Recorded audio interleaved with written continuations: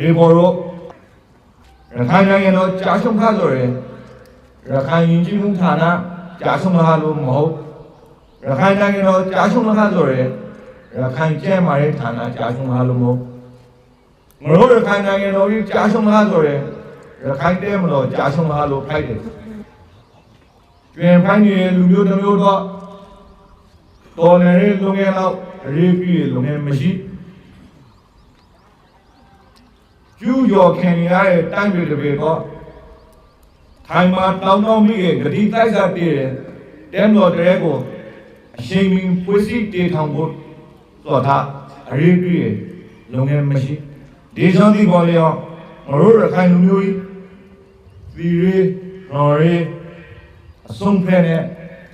အနာဂတ်တော့အာမခင်ရှားပုံထိုက်တယ်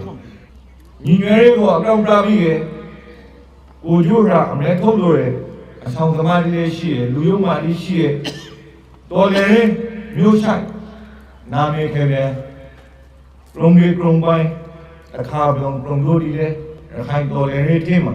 ကဲမိုတီပိုင်းဟောင်းဒီပိုင်းရောက်ပိုင်းတွေ့ကြလို့မွေးဖွားနေတယ်တော့တယ်လှုပ်ရှားနေတယ်အထူးသတိထားကြတာကိုခိုင်းတယ်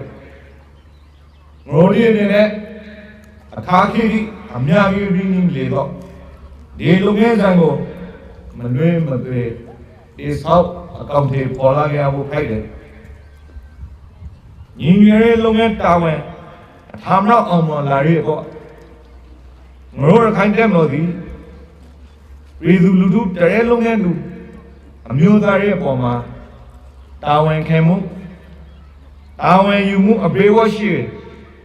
ဇာအပွေးစည်းနေမဆိုလာတွေ့ပြီးကလောက်ကင်လာဖို့ဖိုက်တယ်အမျိုးသားရဲ့ရွှေခုံချားနေတယ်အဖေနေကရုံဖော်နိုင်ဖို့လက်မလောက်နိုင်ဖို့တော့ရခိုင်အမျိုးသားလုံးပါဝင်တယ်အမျိုးသားရဲ့လှုပ်ရှားမှုလေးကိုခေါ်ထုတ်ပြီးမိမိတို့လက်မလောက်ဖို့ကိုရိုတိုင်းတွေကိုပြန်လေတေဆောက်ဖို့တော့အမျိုးသားလုံးနိုးနိုးကကနဲ့ပါဝင်လာအောင်ကိုယ်စားတေဆောက်လာဖို့ဖိုက်တယ်